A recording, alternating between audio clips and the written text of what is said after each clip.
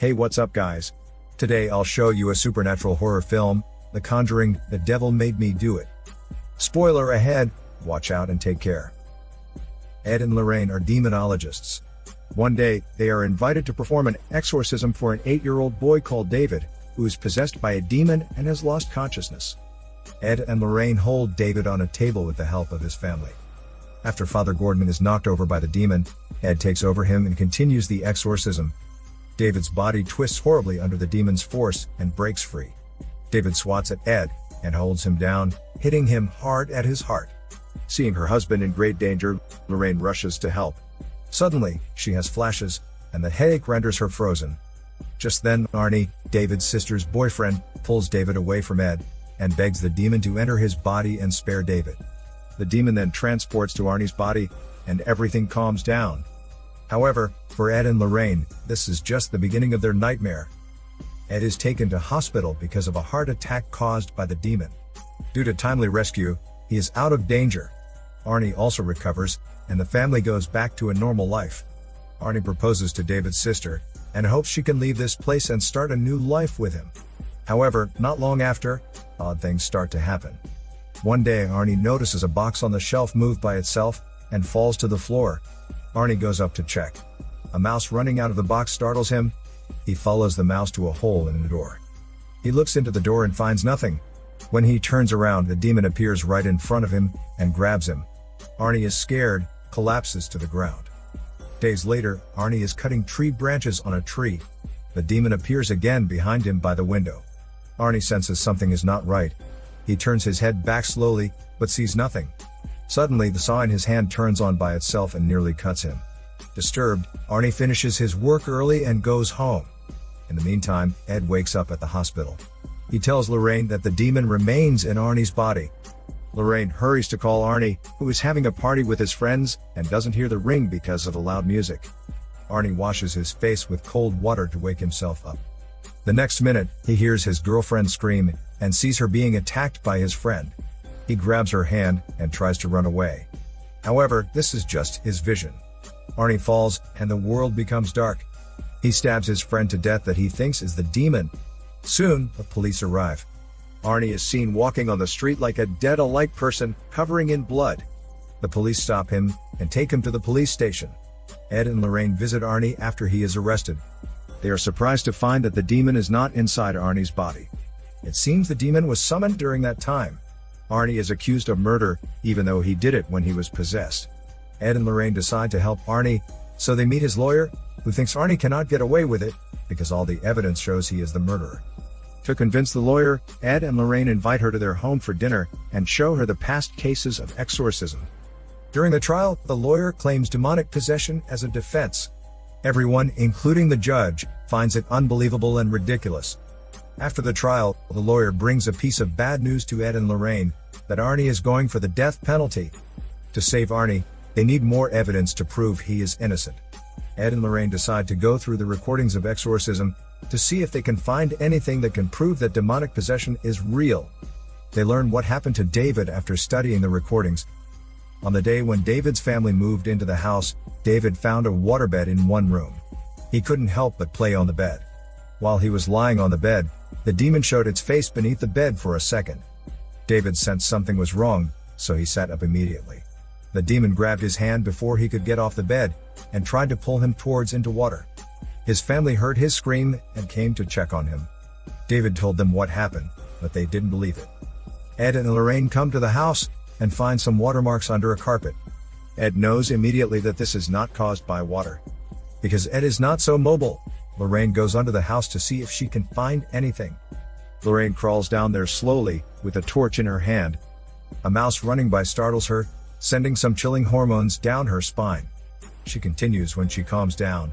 Soon she notices something unusual. Right beneath the water stain, there is some plastic film. She lifts the film and sees lots of mice and a sack. She opens the sack with cautiousness, and is surprised to see a goat head ornament that is often used for cult ceremonies.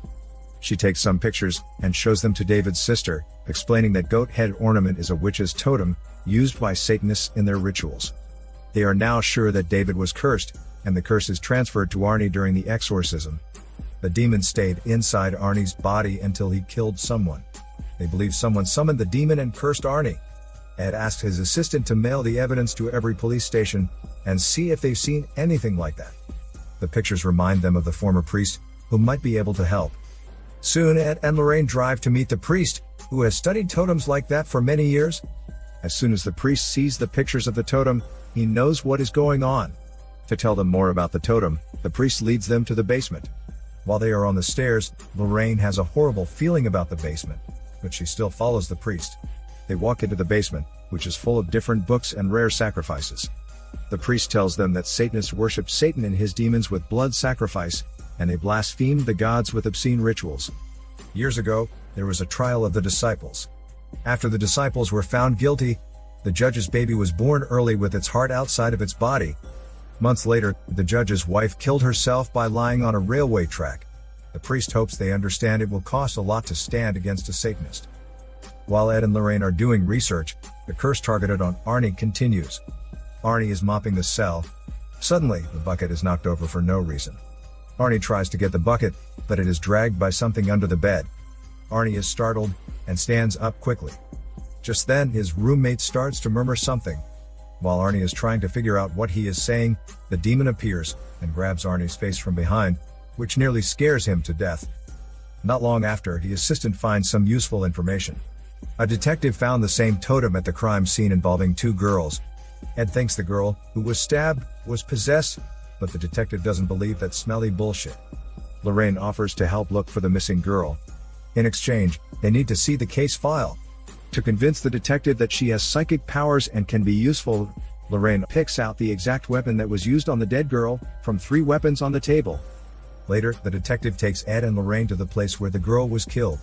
Lorraine uses her psychic power to recreate the murder. A hand suddenly appears from behind a tree, and the next second, 2 girls run out. While the girls are exchanging gifts, one of them suddenly gets possessed and stabs the other girl with a knife. After that, the murderer drops the knife and runs away. Lorraine follows the girl to a cliff and sees her jumping off. Lorraine is dragged down by the demon, but luckily, she is pulled up by Ed, who follows her.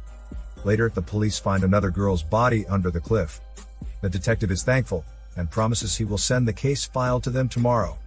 Ed and Lorraine go back to the hotel and receive a call from David's sister, who visited Arne and was told that the demon haunted Arne in the prison and told him to kill himself.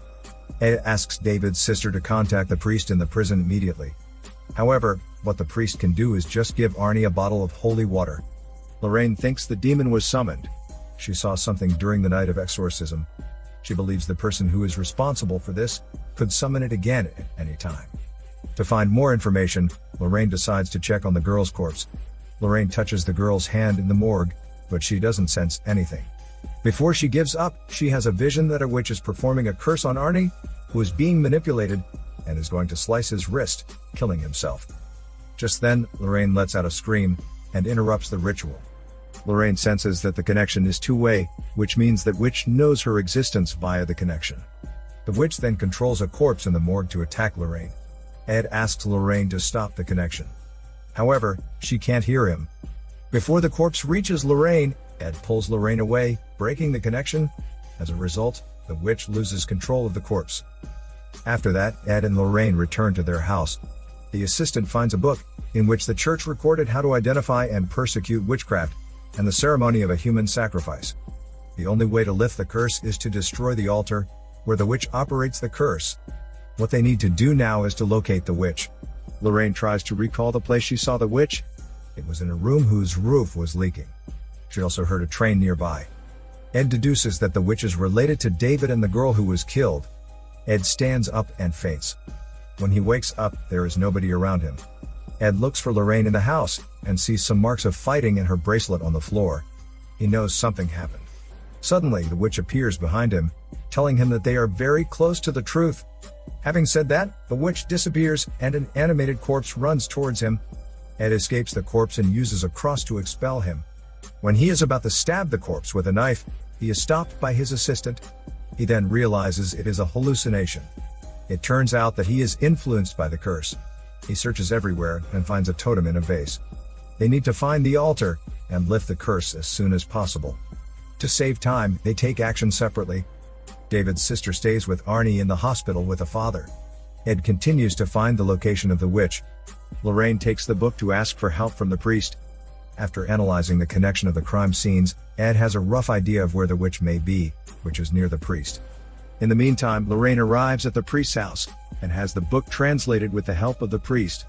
According to the book, the curse needs 3 victims to be complete, which are the child, the lover, and the man of God, referring to David, Ed, and the girl. The priest also helps to find out who the witch is. Years ago, the priest's wife died in childbirth, but the baby survived. The church didn't know he had a daughter. He then raised his daughter here secretly. However, his study of the Satanists influenced his daughter, who became obsessed with it. At last, his daughter lost control of herself and turned into the witch, who is behind all these. To protect his daughter, the priest chose to be silent until Lorraine came to him. The priest tells Lorraine that the altar is in a tunnel under the house.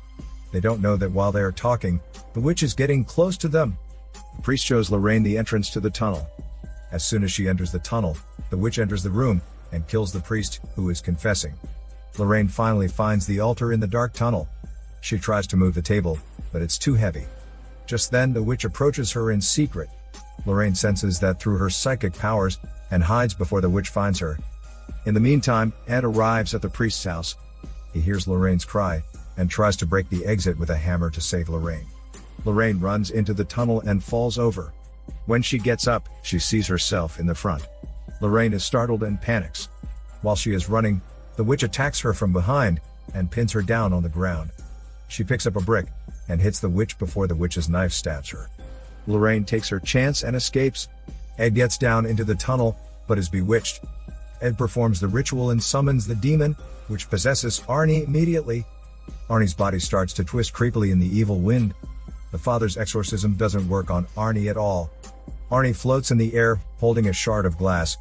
His girlfriend stops him before he stabs himself in the throat. In the tunnel, Ed is attacking Lorraine. Lorraine avoids it and tries to wake Ed up by reminding him of their love. Ed regains his consciousness and destroys the altar with a hammer, lifting all curses and saving Arne's life. While Ed and Lorraine think it is finished, the witch comes for them with a knife. However, the witch is punished by the demon because she fails to complete the curse. The witch's body twists under the force of the demon, and her life is taken by the demon. With the help of Ed and Lorraine, Arne gets away with a death sentence, but he needs to serve 5 years in prison for manslaughter. In the end scene, Ed and Lorraine are kissing in front of a pavilion, celebrating their undying love. This is Daniel CC Movie Channel. Peace out.